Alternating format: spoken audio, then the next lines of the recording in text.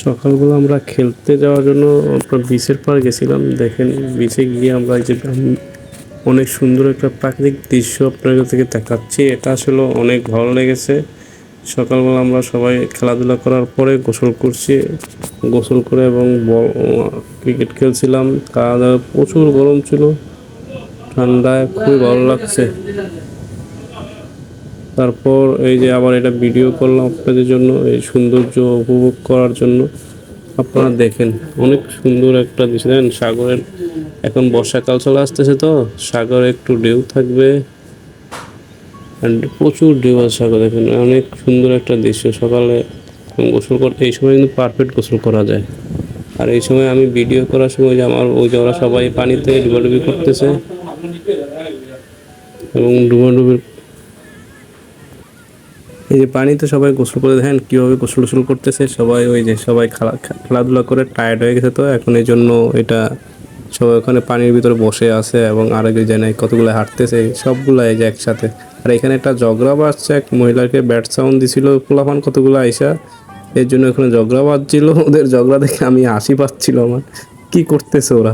আসলে এটা কোথায় গিয়ে আপনি যদি ব্যাট সাউন্ড দেন তাহলে কিন্তু খারাপ, এটা কিন্তু ভালো লক্ষণ না। কোনো মহিলা যদি আপনার দেখে ব্যাড সাউন্ড দেন, এটা দেখছেন কীভাবে মহিলা ঝগড়া করতেছে, এই জন্য বললাম যে ব্যাড সাউন্ড দেওয়া ভালো না।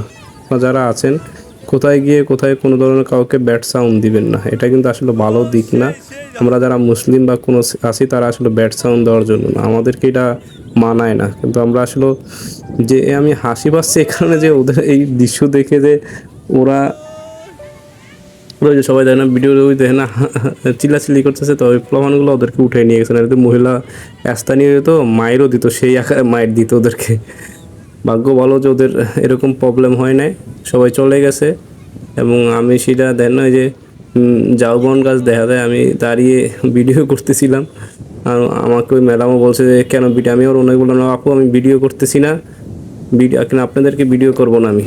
তারপর ওনাদেরকে ভিডিও করিনি, কারণ আমি ভিডিও করতেছি, ওরা সামনে চলে আসছে দৌড়ে ঝগড়া করতে করতে।